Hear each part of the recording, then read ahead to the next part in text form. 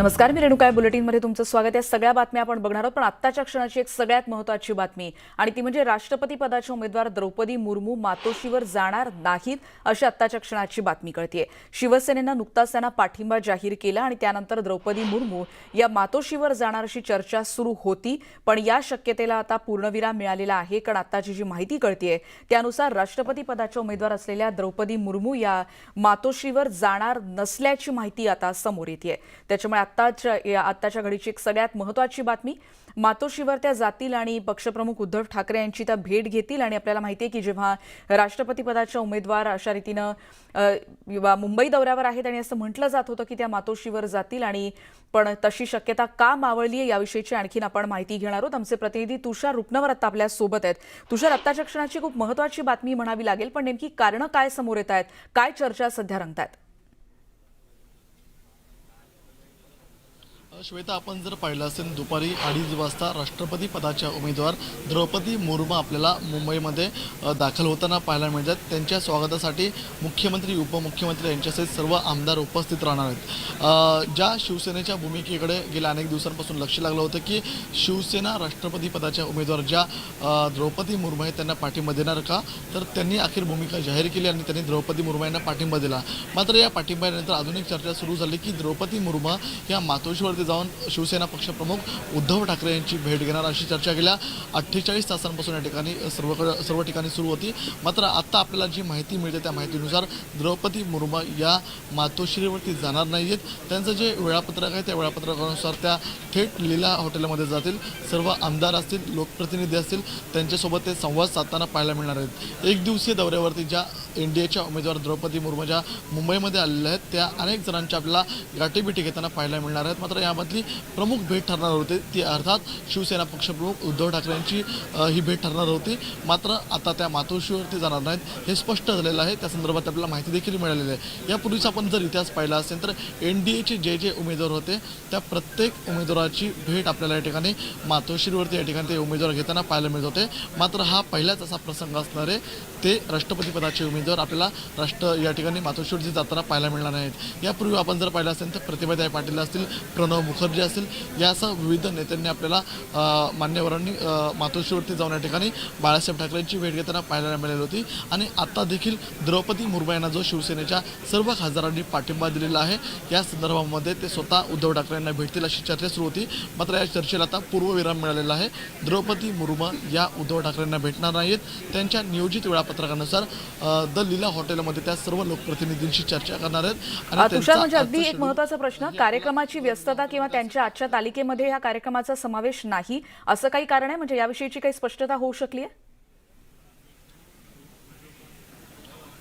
त्यांची कार्यक्रम पत्रिकेची जी जर आपण वेळ पाहिली असेल तर 2:30 वाजता जेव्हा त्या मुंबईमध्ये पोहोचतील मुंबई विमानतळावरती, तेव्हा त्यांना मुख्यमंत्री उपमुख्यमंत्री स्वागताला त्यांचे जाणार आहेत। त्यानंतर ते थेट हॉटेलमध्ये जातील। त्या ठिकाणी अनेक जणांना ते या ठिकाणी भेटणार आहेत। अनेक मुंबईतले महत्त्वपूर्ण मान्यवर देखील त्यांना भेटायला येणार आहेत। याच वेळापत्रकामध्ये ते मातोश्रीला जाणार अशी चर्चा सुरू होती। मात्र त्यांच्या वेळापत्रकामध्ये मातोश्रीला जाणं हे टाळण्यात आलेलं आहे। त्यामुळे स्पष्ट झालेलं आहे की आता द्रौपदी मुर्मू या मातोश्रीला जाऊन उद्धव ठाकरेंना भेटणार नाहीत। कारण गेल्या अनेक दिवसांपासून चर्चा सुरू होती त्या उद्धव ठाकरेंना भेटतात। मात्र या चर्चेला आता पूर्वविराम मिळाल्याचा धन्यवाद तुषार या सगळ्या माहितीबद्दल। त्याच्यामुळे आताच्या क्षणाची एक महत्त्वाची बातमी, द्रौपदी मुर्मू या मातोश्रीवर जातील असं म्हटलं जात होतं, पण या शक्यता आता मावळलेल्या आहेत। ही भेट होणार नाही अशी माहिती कळते।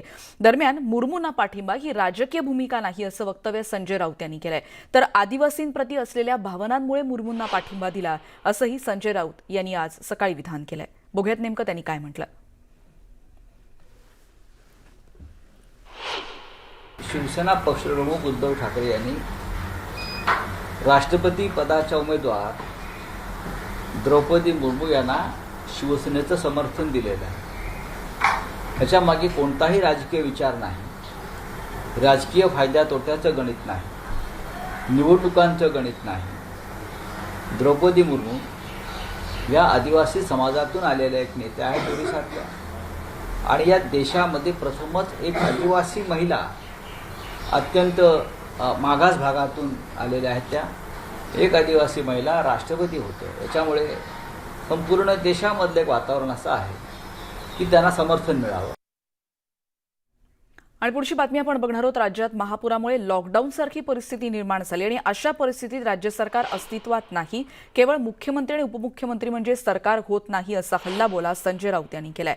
राज्यपाल आता शिंदे फडणवीसांना सल्ले देणार का, असा खोचक सवालही संजय राऊतांनी विचारलाय. महाराष्ट्र परत लॉकडाऊनमध्ये गेले.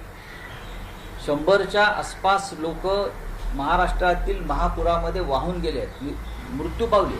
आपल्याला माहिती आहे का? पहा तुम्ही, 100पर्यंत आकडा गेलाय की महापुरामध्ये लोक मृत्युमुखी पडलेले आहेत. महाराष्ट्रातल्या अनेक भागामध्ये कॉलराचं थैमान आहे, तिथे लोक मृत्युमुखी पडत आहेत. इस्पितळामध्ये गोंधळ आहे. अशा वेळेला या राज्यामध्ये सरकार अस्तित्वात नाही. मुख्यमंत्री असणं किंवा उपमुख्यमंत्री असणं, शपथ घेऊन बसणं म्हणजे सरकार आलं असं होत नाही. 12 दिवस होऊन गेले शपथ घेऊन, पण सरकार का स्थापन होत नाही? कारण हे सरकार, जे शपथ घेतलेलं सरकार आहे 2 प्रमुख लोकांचं, हे सरकार बेकायदेशीर आहे. राज्यपालांनी अशा प्रकारचं कोणतंही घटनाद्रोही कृत्य करू नये, अशा प्रकारचं पत्र शिवसेनेकडून राज्यपालांना गेलं. घटनेचं पालन आता तरी करा. कालपर्यंत केलं नाहीत, यापुढे करा. आता राज्यपाल कुठे आहेत आमचे? सरकार अस्तित्वात नाही, मंत्रिमंडळ अस्तित्वात नाही, महाराष्ट्र वाऱ्यावर आहे, महापूर आहे, कॉलराचं थैमान आहे. कुठे आहेत राज्यपाल आमचे, जे कालपर्यंत आम्हाला मार्गदर्शन करत होते? आता करा मार्गदर्शन. आता गरज आहे या राज्याला आपल्या मार्गदर्शनाची. त्यामुळे एकीकडे संजय राऊत यांनी शिंदे फडणवीसांवर केलेला हल्लाबोल आपण ऐकला. आणि पुढची बातमी आहे शिवसेनेच्या गोटातली आणखीन एक बातमी. बघूयात काय घडतंय. कारण शिवसेना आता आगामी निवडणुकांच्या तयारीला लागली, हे स्पष्ट दिसते अशासाठी. कारण पक्षप्रमुख उद्धव ठाकरेंनी एक महत्त्वाची बैठक बोलावल्याचं कळतंय.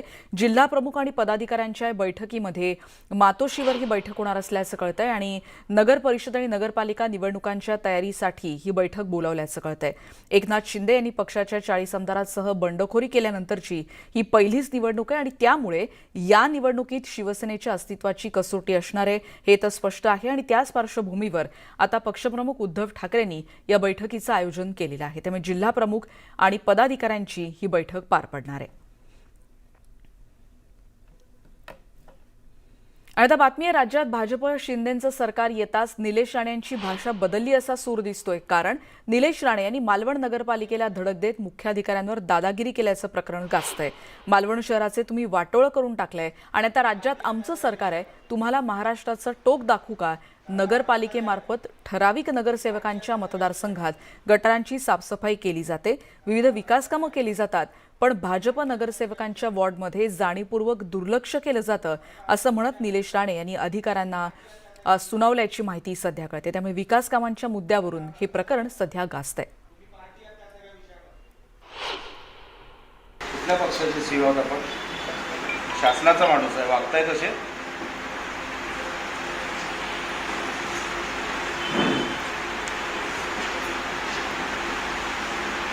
मी मागे तुमच्याकडे एकदा आलो,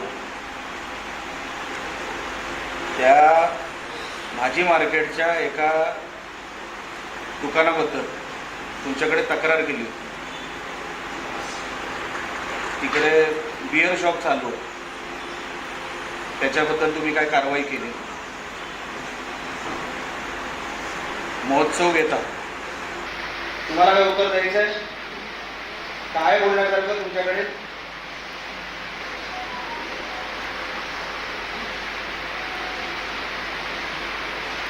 हे पत्र घ्या, त्याच्यावर कारवाई करा. मी तुमच्या हातात देणार नाही, तुमच्या हात आता तसे पवित्र राहिले नाहीत देण्यासाठी.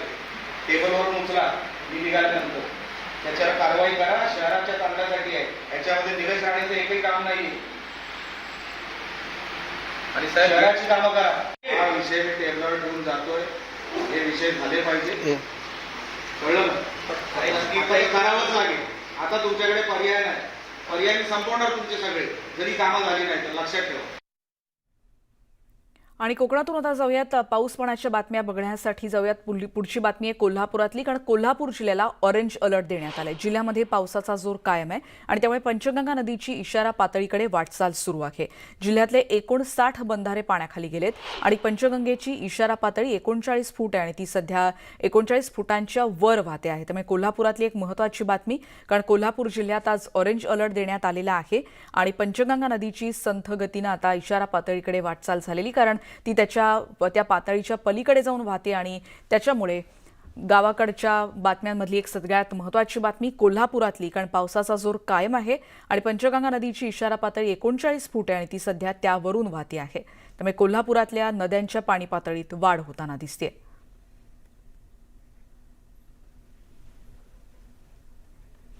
आणि याचमुळे इशारा पातळीकडे पंचगंगेची वाटचाल सुरू असल्यामुळे चिखलीतल्या नागरिकांचं स्थलांतर आता सुरू झालंय.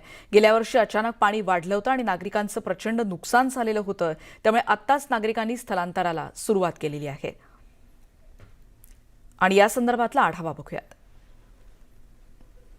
पंचगंगा नदीची इशारा पातळीकडे वाटचाल सुरू आहे. त्यामुळे पूरग्रस्त भागातले जे गावातले नागरिक आहेत ते आता स्थलांतर होताना आपल्याला पाहायला मिळते.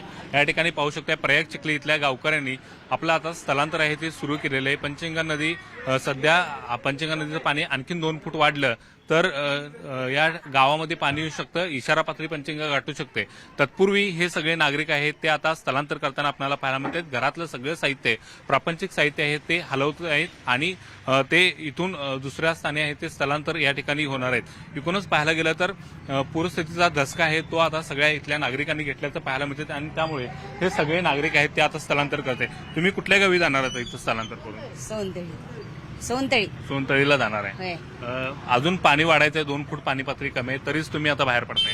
मग परत आम्हाला वाट नसते नंतर त्रास होते. त्रास होते, पण नंतर गेल्या वेळेस कसं झालं, गेल्या वेळेस आम्हाला जायला वाटच मिळाली नाही.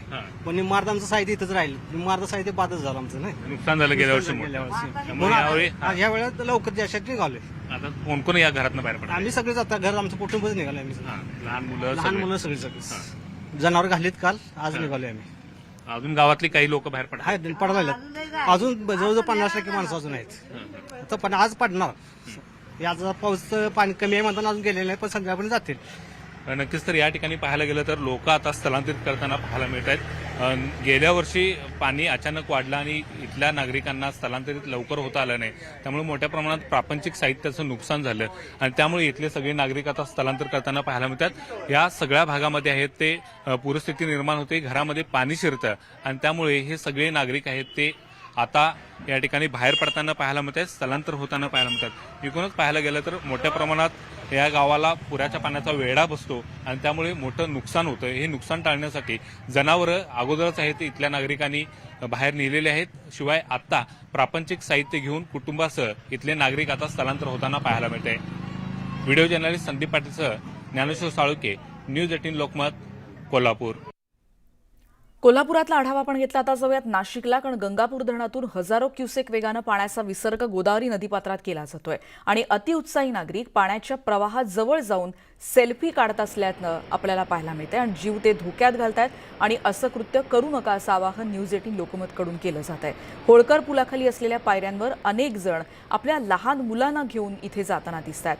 हे अत्यंत धोकादायक ठिकाण सध्या आहे. पाण्याचा प्रवाह आपण बघितला तर त्याचा अंदाज आपल्याला येऊ शकतो. या संदर्भातला आढावा घेतला आमचे प्रतिनिधी लक्ष्मण घाटोळे यांनी.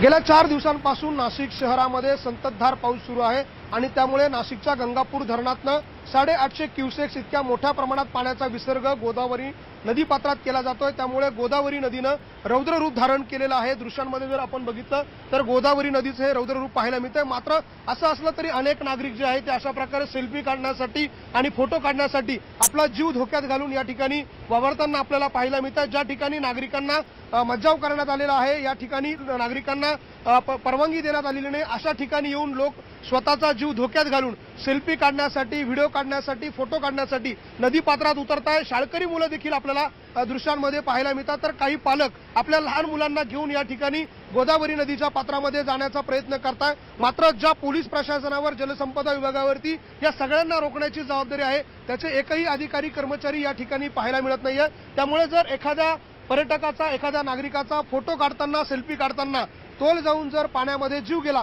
तर त्याला जबाबदार कोण, असा प्रश्न या निमित्ताने उपस्थित केला जातोय. मात्र प्रशासनाबरोबरच नागरिकांनी देखील खबरदारी घेणं गरजेचं आहे. व्हिडिओ जर्नलिस्ट हेमंत बागुलसह लक्ष्मण घाटोळ, न्यूज 18 लोकमत, नाशिक. आणि नाशिकल्या मधली आणखीन एक बातमी आपण बघणार आहोत न्यूज 18 लोकमतच्या दणक्याची. कारण नाशिकच्या नांदूर मध्यमेश्वर धरणातून मोठ्या प्रमाणात पाण्याचा विसर्ग सुरू आणि या भागातल्या खानखावदडी जोडणी पूल हा नॅशनल हायवे क्रमांक 27 वरून पाणी व्हायला सुरुवात झाली होती आणि वाहन चालक मात्र जीव धोक्यात घालून या पुलावरून वाहन घेऊन जात असतानाचा व्हिडिओ न्यूज 18 लोकमतच्या हाती आला होता. आणि या संदर्भातली बातमी न्यूज 18 लोकमतनं दाखवल्यानंतर जिल्हा पोलीस अधीक्षकांनी याची गंभीर दखल घेतली आहे आणि हा पूल आता वाहतुकीसाठी बंद करणार असल्याचं सांगण्यात आलंय. त्यामुळे आत्ताच्या क्षणाची एक महत्त्वाची बातमी, जीव धोक्यात घालून इथे प्रवास सुरू होता आणि हीच बातमी न्यूज 18 लोकमतनं दाखवली होती, ज्याची दखल आता जिल्हा प्रशासनानं घेतलेली आहे. राष्ट्रीय महामार्ग क्रमांक 27 वरून हे पाणी सध्या वाहत आहे आणि त्यामुळे वाहनांना आणि जीविताला देखील धोका होऊ शकतो याचीच खबरदारी इथे घेतली जाते आणि त्याच दृष्टीनं न्यूज 18 लोकमतचा हा दणका.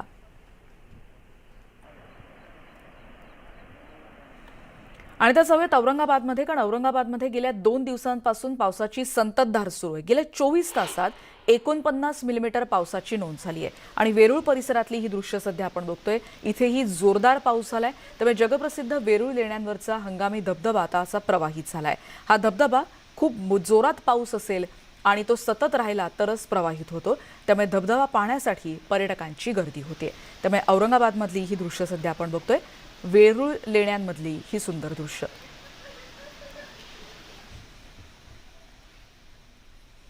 पुढची बातमी आपण बघणार आहोत. राज्यात गेल्या काही दिवसांपासून मुसळधार पाऊस सुरू आणि धरण पाणलोट क्षेत्रात देखील मुसळधार पाऊस होतोय आणि त्यामुळे धरणांची पाणी पातळी वाढताना दिसतेय. गेल्या 15 दिवसांपासून कोसळणाऱ्या या मुसळधार पावसामुळे रत्नागिरी जिल्ह्यातली 23 धरणं 100% भरलेली आहेत. भुसावळमध्ये तापी नदीवरच्या हतनूर धरणाचे 41 दरवाजे उघडण्यात आलेत. महाराष्ट्र तेलंगणा सीमेवरच्या मेडिगट्टा प्रकल्पातून तब्बल 16 लाख क्युसेक पाण्याचा विसर्ग केला जातोय. त्यामुळे सगळ्या धरण क्षेत्रामध्ये मुसळधार पाऊस झाल्याची ही दृश्य आहेत.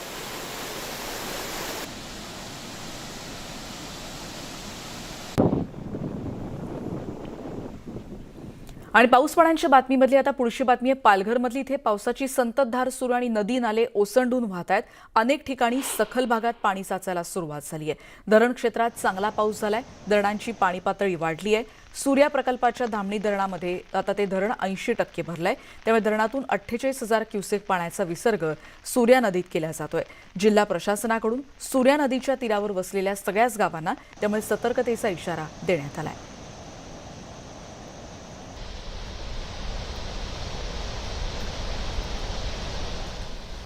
आणि आता जाऊयात मनमाडला, कारण गेल्या 5 दिवसांपासून इथे मुसळधार पाऊस झाला आणि त्यामुळे हरणबारी धरण देखील ओव्हरफ्लो झालाय. इथल्या धरणाच्या सांडव्याच्या वरून मोठ्या प्रमाणात पाणी विसर्ग केला जातोय.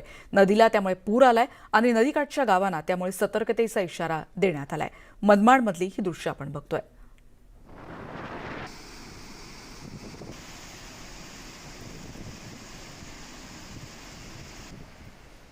आणि त्या बातमी आहे नंदुरबारमधली, कारण नंदुरबारमध्ये देखील मुसळधार पाऊस झाला. त्यामुळे शहराला पाणी पुरवठा करणाऱ्या वीरचक्का धरणाच्या पाणी साठ्यात चांगली वाढ झाली आहे. नंदुरबारकरांवरचं पाणी कपातीचं संकट त्यामुळे दूर होऊ शकतं अशी चिन्ह सध्या दिसत आहेत. काही दिवसांपूर्वी या धरणात फक्त 22% पाणीसाठा होता.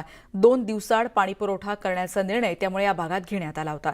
पण गेल्या 3 ते 4 दिवसांपासून सुरू असलेल्या सलगच्या पावसामुळे खोलगर आणि आंबेवारा प्रकल्प आता पूर्ण भरलेत आणि हे पाणी वीरचक्र धरणात पोहोचलेलं आहे. त्यामुळे या धरणात 62% पाणीसाठा सध्या उपलब्ध झालाय.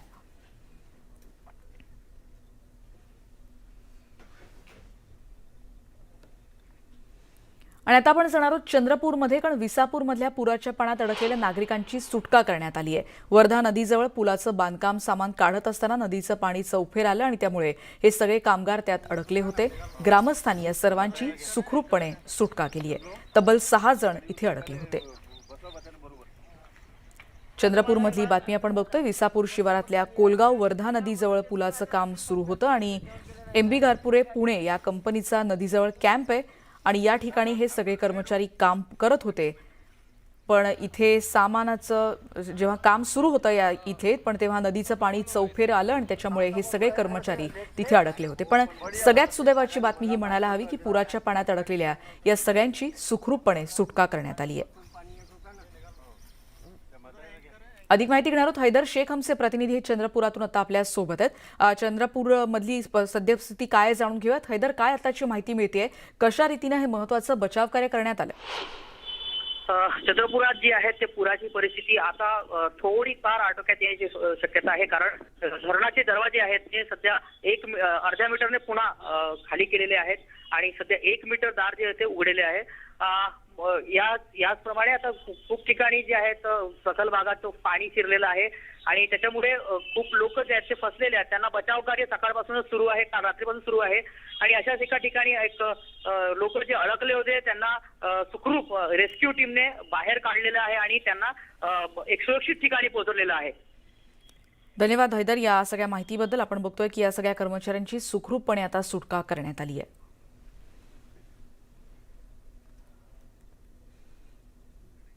पुढची बातमी आपण बघणार आहोत गडचिरोलीमधली, कारण प्राणहिता नदीच्या पाणी पातळीत आता वाढ झाली आणि त्यामुळे सिरोंचा तालुक्यातल्या पेंटीपाका, अंकिसा, आयपेटा यासारख्या काही गावांमध्ये पुराचं पाणी शिरल्याचं कळतंय. इथल्याही गावातल्या नागरिकांना आता सुरक्षित स्थळी नेलं जात आहे. तेव्हाची ही दृश्य सध्या आपण बघतोय. या तालुक्यात पाणी शिरलं आणि त्यामुळे बचाव पथक अशा पद्धतीनं या नागरिकांची सुरक्षित स्थळी त्यांना नेलं जात आहे, त्यांचं स्थलांतर केलं जात आहे.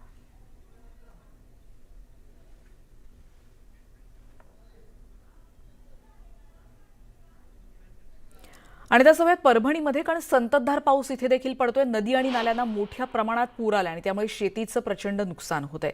नदीकाठच्या शेतांमध्ये पाणी शिरलंय आणि त्यामुळे अंकुर नुकताच फुटलेल्या पिकांचं नुकसान होत आहे.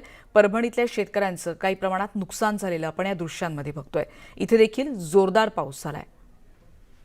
संततधार पावसामुळे इकडच्या नदी नाल्यांना पूर आल्याची ही दृश्य आहेत. पुढची बातमी आपण बघणार आहोत साताऱ्यातली, कारण कोयना पाणलोट क्षेत्रामध्ये पावसाचा जोर कायम आहे आणि यामुळे गेल्या 24 तासात कोयना धरणातल्या पाणीसाठ्यामध्ये 5 टीएमसीनं वाढ झाल्याची बातमी येते. कोयना धरणात 43 टीएमसी पाणीसाठा सध्या आहे अशी माहिती आहे. पायथा विद्युतगृहातून नदीपात्रात 1050 क्युसेक पाण्याचा विसर्ग आता केला जातोय. त्यामुळे साताऱ्यामधल्या या सगळ्या भागामध्ये पावसाचा जोर कायम आहे.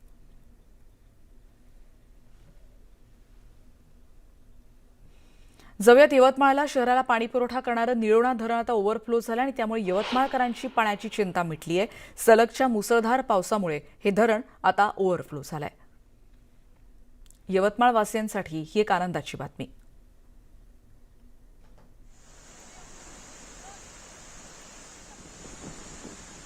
यवतमाळमधली आणखीन एक बातमी आपण बघणार आहोत, कारण इकडच्या संततधार पावसामुळे इथे अडाण नदी ही दुथडी भरून वाहते आणि ही नदी ओसंडून वाहत असल्यामुळे बोरीअरब गावाजवळचा पर्यायी पूल पाण्याखाली गेल्याची ही दृश्य आपण बघतोय.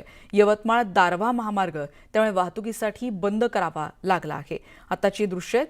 इकडचा पर्यायी पूल पाण्याखाली गेलाय, त्यामुळे नागरिकांचे काही प्रमाणात हाल होत आहेत आणि यवतमाळ दारव्हा महामार्ग वाहतुकीसाठी सध्या बंद करण्यात आलाय. आणि ब्रेकनंतर बातमी आता बघणार आहोत आपण परभणीमधली, कारण संततधार पाऊस तिथे देखील सुरू आणि धरण क्षेत्रात होत असलेल्या या पाण्याची चांगली आवक असल्यामुळे सेलू तालुक्यातल्या निम्न दुधना प्रकल्प 70% अधिक भरला आणि त्यामुळे निम्न दुधना प्रकल्पाचे 2 दरवाजे सध्या उघडण्यात आलेत. नदीपात्रात सध्या 2367 क्युसेक वेगानं पाणी विसर्ग केला जातोय. परभणीतली ही दृश्य आता आपण बघतोय.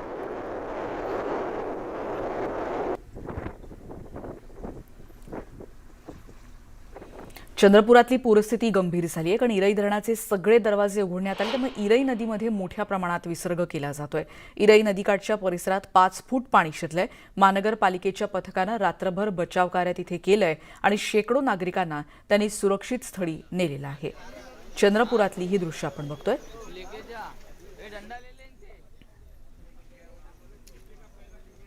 तर मुसळधार पावसामुळे अणुस्कुरा घाटामध्ये कोसळलेली दरड आता दूर करण्यामध्ये यश आलं आणि यामुळे राजापूर आणि कोल्हापूरला जोडणाऱ्या अणुस्कुरा घाटातली वाहतूक सुरू होऊ शकली आहे. रात्रीच्या सुमारास या घाटात दरड कोसळली होती आणि त्यामुळे इथली वाहतूक ठप्प झाली होती, पण आता ही वाहतूक पूर्ववत होतीये.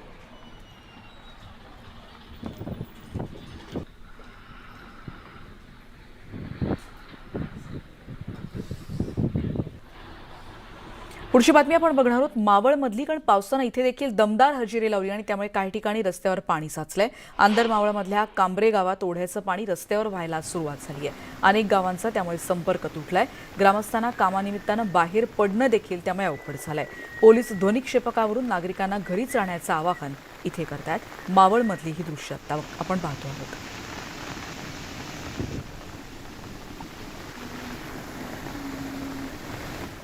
यवतमाळमधली एक बातमी यानंतर बघतोय आपण, कारण या जिल्ह्यामध्ये गेल्या काही दिवसांपासून पाऊस जोरदार सुरू आहे. जिल्ह्यानं अक्षरशः जिल्ह्याला झोडपून काढलंय. जिल्ह्याच्या 55 भागांमध्ये अतिवृष्टी झाली आणि त्यामुळे 26,000 हेक्टरपेक्षा जास्त शेतीचं नुकसान झालंय. कापूस, सोयाबीन, तूर ही पिकात सध्या पाण्याखाली आहेत. शेतकऱ्यांची चिंता त्यामुळे वाढलेली आहे. दुसरीकडे ग्रामीण भागातील नद्या आणि नाल्यांना पूर आलाय. अनेक मार्ग त्यामुळे बंद झालेत. जनजीवन त्यामुळे यवतमाळमधलं विस्कळीत झालंय. आतापर्यंत 320 पेक्षा जास्त घरांचं इथे नुकसान झालंय. यवतमाळमधल्या नागरिकांचे हाल या दृश्यांमध्ये स्पष्ट दिसत आहेत.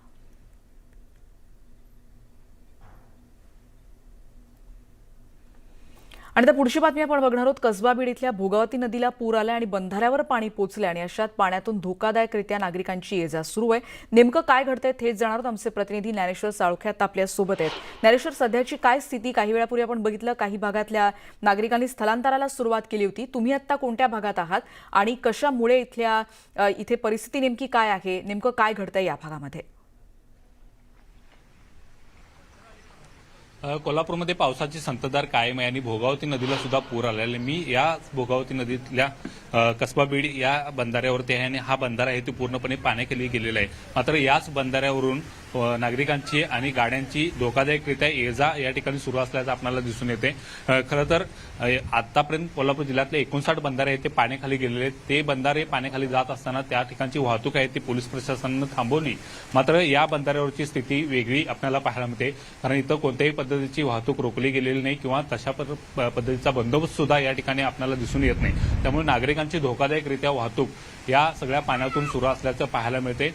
खरं तर या पाण्याला मोठ्या प्रमाणात फ्लो आहे आणि त्यामुळे जर इथं काही एखादी अप्रिय दुर्घटना सुद्धा आहे ती घडू शकते. मात्र असं असताना सुद्धा प्रशासनाच्या वतीनं कोणत्याही पद्धतीच्या उपाययोजना या ठिकाणी केल्या गेलेल्या नाही आणि त्यामुळे एखादी दुर्घटना घडण्याच्या अगोदरच या ठिकाणी योग्य त्या उपाययोजना करण्याची गरज आहे ती व्यक्त केली जाते. एकूण पाहायला गेलं तर कोल्हापूरमध्ये पावसाची संततधार कायमच आहे. आज सुद्धा ऑरेंज अलर्ट दिलेला आहे आणि अनेक बंधारे सध्या पाण्याखाली गेलेले आहेत. मात्र काही बंधाऱ्यावरून कोल्हापूरमध्ये धोकादायकरित्या अशा पद्धतीची वाहतूक सुरू आहे आणि त्याला कुठंतरी या ठिकाणी अटकाव केला पाहिजे अशा पद्धतीची गरज सुद्धा या ठिकाणी व्यक्त केली जाते. खरंय ज्ञानेश्वर, आणि अशा वेळेला तिथे मोठ्या प्रमाणात नागरिक देखील पोहोचत असतात. पाणी कसं कितपर्यंत पोहोचलंय पाहण्यासाठी देखील उत्सुकतेपोटी येत असतात. पण अशा सगळ्या वेळेला अशी दुर्घटना होऊ नये यासाठी कोणतं बचाव पथक तिथे आहे का, किंवा प्रशासनाकडून या भागात जाऊ नका, वाहतुकीसाठी कोणता पर्यायी मार्ग आहे, याबद्दल काही माहिती दिली जाते? खरं तर पाहायला गेलं तर माझ्या पाठीमागे नदीचा मोठ्या प्रमाणात प्रवाह या ठिकाणी पाहायला मिळते आणि हा बंधारा आहे तो सुद्धा सध्या पाण्याखाली गेलेले आहेत. खरं तर प्रशासनाच्या वतीनं वारंवार सूचना दिल्या जातात की पूर पाहायला जाऊ नका किंवा नदीच्या पात्रामध्ये उतरू नका. मात्र या सगळ्यांचं उल्लंघन या ठिकाणी होताना पाहायला मिळते. दुसऱ्या बाजूला इथं पाणी आल्यानंतर सुद्धा एखादं बचाव पथक किंवा प्रशासनाच्या वतीनं कोणतरी या ठिकाणी असणं गरजेचं होतं. मात्र तशा पद्धतीची कोणतीही यंत्रणा या ठिकाणी दिसत नाही. त्यामुळे या नागरिकांना अटकाव कुणाकडूनही केला जात नाही. त्यामुळे त्यांची या पुलावरून आहे ती वाहतूक सध्या सुरू आहे. खरं तर ही वाहतूक या ठिकाणी थांबवण्याची गरज आहे, नाहीतर एखादी या ठिकाणी दुर्घटना आहे ती सुद्धा या ठिकाणी घडू शकते, कारण नदीचा प्रवाह मोठा आहे. नदीला पूर आलेला आणि अशाच या सगळ्या बंधाऱ्यावरून ही वाहतूक होताना आपल्याला पाहायला मिळते. ज्ञानेश्वर, आणि तुमच्या मागची दृश्य जर आपण बघत असू तर काही जणांनी त्या भागातून ते पुढे देखील गेलेले आहेत आणि या सगळ्या परिसराविषयी अशासाठी माहिती द्याल आम्हाला की कनेक्टिव्हिटीच्या दृष्टीनं हा भाग किती महत्वाचा आहे आणि जर इथे इतकी परिस्थिती असेल तर दुसऱ्या कोणत्या मार्गाने प्रवास करायचा किंवा काय पद्धतीचं आवाहन इथे केलं जात आहे? या भागात पाहायला गेलं तर अनेक गावं या बीडच्या पुलापासून वरती आहेत, कारण सांगरूळ असू दे, कसबा बीड असू दे आणि कोघे या सगळ्या गावांना हा जोडणारा पूल आहे आणि प्रमुख हा मार्ग असल्यामुळे या ठिकाणी याच मार्गाचा आधार आहे तो घ्यावा लागतो, नाहीतर मग फिरून पर्यायी मार्गाहून लांबच्या अंतरावरून जावं लागतं. आणि त्यामुळे या नागरिकांना याच पुलाचा आधार घ्यावा लागतो. आता पाहायला गेलं तर एक दुचाकी चालक सुद्धा आपल्या समोरून या पाण्यातून धोकादायकरित्या जाताना आपल्याला पाहायला मिळेल. खरं तर वारंवार सांगितलं जाते प्रशासनाच्याकडून अशा पद्धतीची कृत्य करू नका, मात्र हा सगळा प्रकार या ठिकाणी घडताना पाहायला मिळतो. हा लाईव्ह दृश्य आपण पाहू शकतो कशा पद्धतीनं हा धोकादायकरित्या हा दुचाकी चालक जातोय. चुकून जर गाडी मध्ये बंद पडली आणि पाण्याचा प्रवाह जर मोठा आला तर हा वाहून जाऊ शकतो. इतका मोठ्या प्रमाणात आहे तो धोका आहे आणि जीव धोक्यात घालून हे सगळे नागरिक या ठिकाणी ये जा करताना पाहायला मिळतात. त्यामुळे इथं प्रशासनानं कशी पद्धतीनं दक्षता घ्यायला पाहिजे हे आपल्याला दिसून येते. मात्र प्रशासनाचा कोणताही अधिकारी किंवा कोणतेही कर्मचारी इथं नाही आहेत. या दुचाकीस्वाराची गाडी सुद्धा आता या ठिकाणी बंद पडू लागलेली आहे आणि तो धोकादायक रित्या या धोकादायक अवस्थेतूनच हा पूल क्रॉस करताना आपल्याला पाहायला मिळते. सुदैवानं म्हणावं लागेल की त्याने हा पूल क्रॉस केला. मात्र एकूणच पाहायला गेलं तर अशा पद्धतीनं ह्या व्यक्तीने जरी पूल क्रॉस केला असला तरी दुसऱ्या व्यक्तीला पूल क्रॉस करता येईलच असं नाही, कारण पाण्याचा प्रवाह वाढते. जे राधानगरी धरणातून पाणी येते ते सुद्धा मोठ्या प्रमाणात येते आणि त्यामुळं अशा पद्धतीनं धोकादायक वाहतूक करू नका असं आम्ही सुद्धा आवाहन आणि करतोय. तसंच आवाहन आपण एकूणच सगळ्या प्रशासनाचं प्रतिनिधींच्या सूचनांचं माध्यमातून काय देखील करतोय. ज्ञानेश्वर, तुमचं म्हणणं खरं आहे, कारण पाण्याचा लोट जर एखाद मोठ्या प्रमाणात आला तर तोल जाऊ शकतो, जीवाला धोका होऊ शकतो, हेच सांगण्याचा आमचा यातून प्रयत्न. धन्यवाद ज्ञानेश्वर साळुखे आपल्याला या बंधाऱ्याविषयी माहिती देत होते. आता जाऊयात कोकणामध्ये, कारण रत्नागिरीच्या खेडमध्ये सध्या पावसाचा जोर कमी आहे आणि जगबुडी नदीची पाणी पातळी 1 मीटरनं कमी झाली आहे. जगबुडी नदीपात्रातील लहान बेटांवर सकाळी महाकाय मगरी मात्र तिथे दिसत आहेत. अलसूर गावानजीकच्या लोकवस्तीपासून अगदी जवळच्या भागात जगबुडी नदीपात्राच्या बेटावर 5 ते 6 महाकाय मगरी या बेटावर निवांत बसलेल्या दिसून आलेल्या आहेत. जगबुडी नदी वारंवार धोक्याची पातळी ओलांडते आणि या परिसरात मोठ्या प्रमाणात पाऊस पडतोय आणि पावसाचा जेव्हा जोर वाढतो, नदीचं पाणी त्यामुळे गावात शिरलं तर या पाण्यासोबत याच मगरी वस्तीमध्ये देखील शिरतील अशी भीती नागरिकांनी व्यक्त केली आहे. वन विभागानं याकडे तातडीनं लक्ष द्यावं अशी मागणी इथल्या पूरप्रवण क्षेत्रातले ग्रामस्थ सातत्यानं करतात.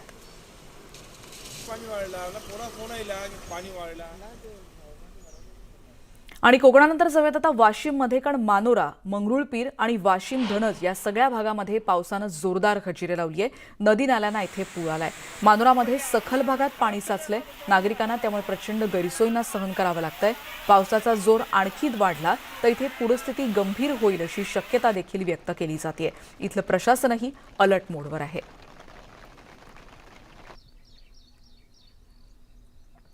आता जाऊयात बीड जिल्ह्यामध्ये, कारण गेल्या 5 दिवसांपासून इथे पाऊस सुरू आहे आणि माजलगाव तालुक्यातल्या आनंदगाव बंधारा ओव्हरफ्लो झालाय. त्यामुळे पुराचं पाणी थेट शेतकऱ्यांच्या शेतात घुसतंय. नदीवरचा पुलावरून देखील हे पाणी वाहत चाललंय. वाहतूक त्यामुळे इकडची ठप्प झाली आहे. आनंदगाव, मोगरा, उमरी या गावांचा त्यामुळे संपर्क तुटलाय. इथल्या दमदार पावसामुळे नदी नाले ओढ्यांना पूर आलाय. पूरस्थिती आपण आलेली या दृश्यांमध्ये स्पष्ट दिसते. बंधाऱ्याजवळच्या शेतांमध्ये पाणी घुसलंय. शेतकऱ्यांचं प्रचंड नुकसान झालंय. पिकांसह माती देखील काही ठिकाणी वाहून गेलेली आहे.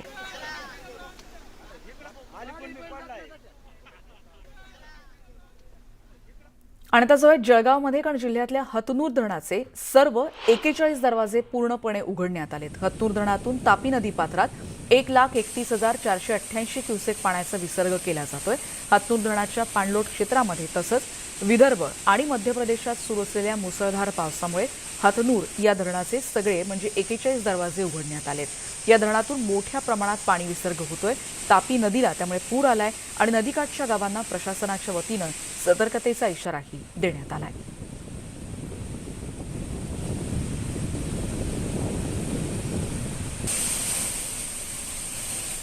जळगावमधली आता आपण परिस्थिती बघितली. आता जाऊयात सह्याद्रीच्या पर्वतरांगांमध्ये 4 दिवसांपासून धोधो पाऊस पडतोय. त्यामुळे जुन्नर तालुक्यातल्या घाटघर रस्त्यावरच्या फांगुळ गव्हाण या पुलावरून सततच्या मुसळधार पावसामुळे पाणी व्हायला सुरुवात झाली आहे आणि पुलावर पाणी येत आहे, त्यामुळे वाहतूक ठप्प झाली आहे. या मार्गावर नाणेघाटात पर्यटनासाठी दररोज अनेक पर्यटक येत असतात, पण अतिवृष्टीमुळे पर्यटकांना आणि स्थानिकांना या पुलावरून जाता येणं शक्य नाही. या परिसरातली भातशेती सध्या पाण्याखाली गेली आहे. माती सुद्धा काही प्रमाणात खरडून गेली आहे पाण्यामुळे. भात उत्पादक शेतकऱ्यांचं या पाण्यामुळे नुकसान होताना दिसतंय.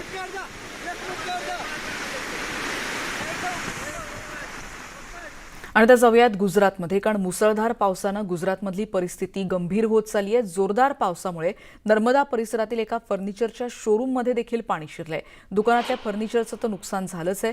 गुजरातमधल्या वासंदा परिसर देखील अशा रीतीनं जलमय झालाय. रस्ते आहेत का तळ आहे असा चित्र इथे पाहायला मिळतंय. आणि काही भागामध्ये मुसळधार पावसामुळे रस्त्यावर 3 फुटांपर्यंत पाणी साचलंय. त्यामुळे गुजरातमध्ये पावसाचा हाहाकार सध्या पाहायला मिळतोय.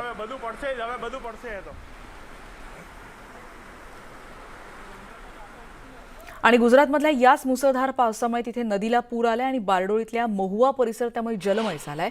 गुजरातची दृश्य ड्रोन कॅमेरानं आता टिपण्यात आली आहेत. त्यामुळे इथल्या पूरस्थितीचा अंदाज आपण घेऊ शकतो. इथल्या पूर्णा नदीलाही पूर आलाय आणि मोठ्या प्रमाणात इथे पाऊस पडलाय.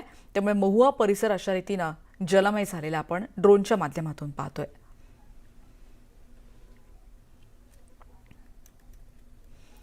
आणि मुसळधार पाऊस सुरू आहे. त्यामुळे मुंबई अहमदाबाद महामार्गावर पाणी साचलं. त्यामुळे महामार्ग बंद करण्यात आलाय. नवसारी जिल्हाधिकाऱ्यांनी त्यामुळे हा निर्णय घेतलेला आहे. नागरिकांची सुरक्षा महत्त्वाची असल्यामुळे हा निर्णय घेण्यात आलेला आहे. अहमदाबादमधली ही दृश्य आपण बघतोय. महामार्गावर इतकं पाणी आलंय त्यामुळे साहजिक आहे वाहतुकीवर निर्बंध आलेत आणि इथून महामार्ग वाहतुकीसाठी बंद करण्यात आलेला आहे. एक महत्त्वाची बातमी आपण बघणार आहोत नागपुरातली, कारण इंदोरा परिसरामध्ये हॉटेलची भिंत कोसळून एक दुर्घटना घडली. एक कर्मचारी इथे जखमी झालाय. इंदोरा परिसरात असलेल्या हॉटेल अरेबियन ताजची भिंत कोसळली आणि ही दुर्घटना घडली. हॉटेलच्या स्वयंपाकघरातली ही दृश्य आहेत, कारण हा कर्मचारी तिथे काम करत होता आणि अचानक हॉटेलच्या मागच्या बाजूची सिलिंग आणि भिंत अचानक कोसळली आणि त्यात हा कर्मचारी जखमी झालाय. सीसीटीव्हीच्या माध्यमातून ही दृश्य आता आपण बघतोय. इथे सगळे कर्मचारी काम करतायत आणि त्या दरम्यानच इथे ही भिंत कोसळली आहे.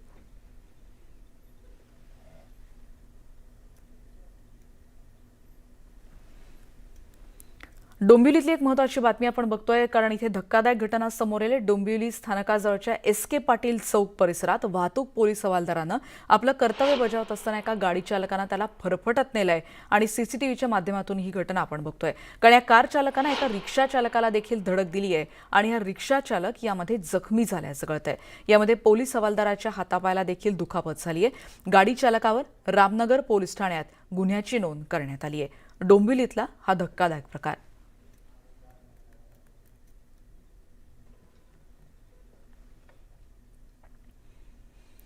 आणि नंतर तुमच्या आमच्यासाठी एक महत्त्वाची बातमी. तुम्ही बूस्टर डोस घेतलाय का? तर ही बातमी नक्की बघा, कारण कोरोना विरोधातल्या लढाईमध्ये केंद्रानं सर्वसामान्यांना पहिले 2 डोस मोफत दिल्यानंतर आता आणखी एक महत्त्वाची घोषणा केली आहे आणि ती अशी आहे की आता देशभरातल्या 18 वर्षांवरच्या नागरिकांना बूस्टर डोस मोफत दिला जाणार आहे. त्यामुळे सर्वसामान्यांना मोठा दिलासा मिळू शकेल. केंद्राचा सर्वसामान्यांना आणखी एक दिलासा. आता बूस्टर डोसही मोफत. कोरोना विरोधातल्या लढाईला बळ. केंद्र सरकारचं सर्वसामान्यांना मोठं गिफ्ट. कोरोना विरुद्धच्या लढाईमध्ये केंद्र सरकारनं आता आणखी एक मोठं पाऊल उचललंय.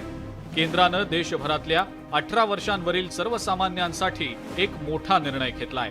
स्वातंत्र्याच्या अमृत महोत्सवाच्या पार्श्वभूमीवर देशभरातल्या नागरिकांसाठी सरकारनं हे गिफ्ट दिलंय. ज्या नागरिकांनी कोरोनाचे पहिले 2 डोस घेतलेले आहेत त्या नागरिकांना आता बूस्टर डोसही मोफत घेता येणार आहे. ही योजना 75 दिवसांकरिताच राबवण्यात येते. येत्या 15 जुलैपासून ही योजना राबवली जाणार आहे.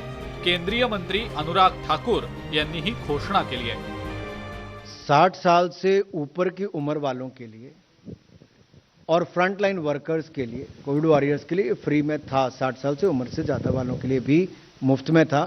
अब इसको 18 साल से ज़्यादा की उम्र वाले के लिए हर सरकारी अस्पताल में मुफ्त में देने का निर्णय लिया गया है. 15 जुलाई से अगले 75 दिनों तक जो भी लगवाएगा उसको मुफ्त में दिया जाएगा.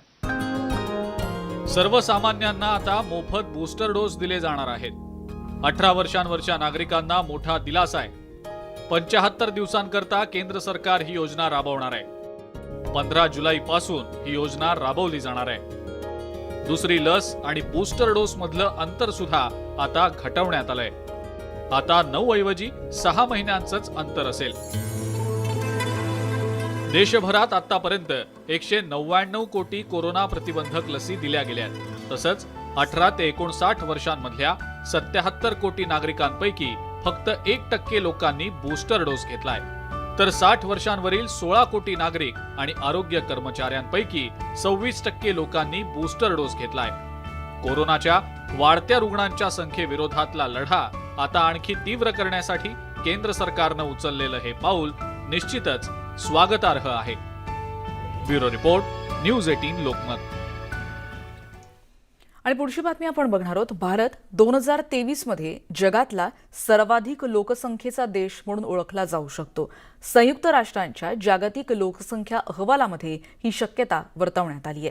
त्यामुळे भारत चीनला मागे टाकून जगातली सर्वाधिक लोकसंख्या असलेला देश बनणार आहे. पण यामागची नेमकी कारणं काय आहेत, या संदर्भातला एक रिपोर्ट बघणार आहोत. भारत होणार 150 कोटी लोकसंख्येचा देश. लोकसंख्या क्रमवारीत भारत चीनला मागे टाकणार. होय, जगात सर्वाधिक लोकसंख्या असणाऱ्या चीनला आता भारत मागे टाकणार आहे. संयुक्त राष्ट्रांच्या जागतिक लोकसंख्या अहवालामध्ये ही शक्यता वर्तवण्यात आलेली आहे. सध्या चीनची लोकसंख्या 142 कोटी 60 लाखांपर्यंत आहे, तर भारताची लोकसंख्या ही 141 कोटी 20 लाख इतकी आहे. 1804 मध्ये जगाची लोकसंख्या फक्त 100 कोटी होती. मात्र एकट्या भारतामध्ये सध्या 141 कोटी इतकी लोकसंख्या आहे. जगातली वाढती लोकसंख्या पाहूया. वर्ष 1927 लोकसंख्या 200 कोटी. वर्ष 1959 लोकसंख्या 300 कोटी. वर्ष 1974 लोकसंख्या 400 कोटी. वर्ष 1987 लोकसंख्या 500 कोटी. वर्ष 1998 लोकसंख्या 600 कोटी. वर्ष 2011 लोकसंख्या 700 कोटी. वर्ष 2022 लोकसंख्या 800 कोटी. भारत आणि चीनच्या लोकसंख्येत भरमसाठ वाढ होतीये. दोन्ही देश लोकसंख्येवर नियंत्रण मिळवण्यासाठी प्रयत्न करतायत. मात्र यात चीन आणि भारताला हवं तसं यश अजूनही मिळालेलं नाही. भारतानं पुढच्या काही वर्षात योग्य उपाययोजना न केल्यास लोकसंख्या 2050 साली 166 कोटींपर्यंत पोहोचेल, तर चीन लोकसंख्येवर नियंत्रण मिळवण्यास यशस्वी ठरेल असाही अंदाज अहवालामध्ये वर्तवला गेलाय. भारताची लोकसंख्या जर अशीच वाढत राहिली तर जगाच्या पाठीवर सर्वात जास्त तरुण भारतात असतील आणि भारतात ज्येष्ठांच्या संख्येत मोठी वाढ झाल्याशिवाय राहणार नाही. आशिया खंडातली वाढती लोकसंख्या असणारे प्रदेश पाहूया. दक्षिण पूर्व आशिया जागतिक टक्केवारी 29%, लोकसंख्या 230%. मध्य आणि दक्षिण आशिया जागतिक टक्केवारी 26%, लोकसंख्या 210 कोटी. लोकसंख्येचा जर असाच स्फोट होत राहिल्यास भारताच्या विकासाला मोठा फटका बसेल. शैक्षणिक, औद्योगिक आणि कृषी अशा असंख्य क्षेत्रात भारताला मोठी प्रगती करायची आहे. मात्र लोकसंख्येचा भस्मासूर असाच वाढत राहिल्यास इतर देशांच्या तुलनेत भारत मागे पडल्याशिवाय राहणार नाही. Bureau report, news 18 Lokmat. आणि भारतासाठी महत्त्वाची बातमी पाहिल्यानंतर जाऊयात शेजारच्या देशात श्रीलंकेमध्ये काय चाललंय. कारण इथली अर्थव्यवस्था संकटात तर आलीच आणि इथे राजकीय अस्थिरतेचं वातावरण देखील पाहायला मिळतंय. विरोधी पक्ष नेत्यांनी राष्ट्रपती गोटाबाया राजपक्षे आणि पंतप्रधान महिंदा राजपक्षे यांच्या राजीनाम्याची मागणी पण केली. आणि आता ही परिस्थिती नियंत्रणाबाहेर जाते असं लक्षात येताच तिथे आणीबाणी देखील काल दुपारी लागू करण्यात आली. श्रीलंकेत परिस्थिती अनियंत्रित. देशात आणीबाणी जाहीर. नोटाबंदी आक्रमक. राष्ट्रपती दूरदेशी पळाले. देशाचं निघालं दिवाळ.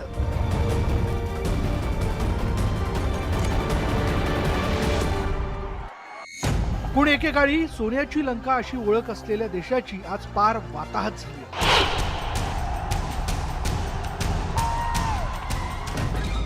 शेजारच्या शेजारील छोटंसं मित्रराष्ट्र आज आर्थिक दिवाळखोरीमुळे पार रसातळाला गेलंय. संपूर्ण अर्थव्यवस्था कोलमडल्यामुळे महागाईपायी त्रस्त झालेल्या लंकन जनतेनं 3 दिवसांपूर्वीच थेट राष्ट्रपती भवनावर कब्जा मिळवला होता.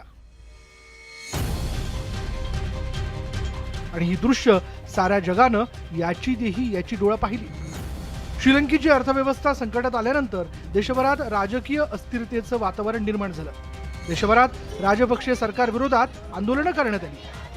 श्रीलंकेच्या अर्थव्यवस्थेला कोरोना संसर्गामुळे मोठा फटका बसल्याचंही बोललं जात आहे.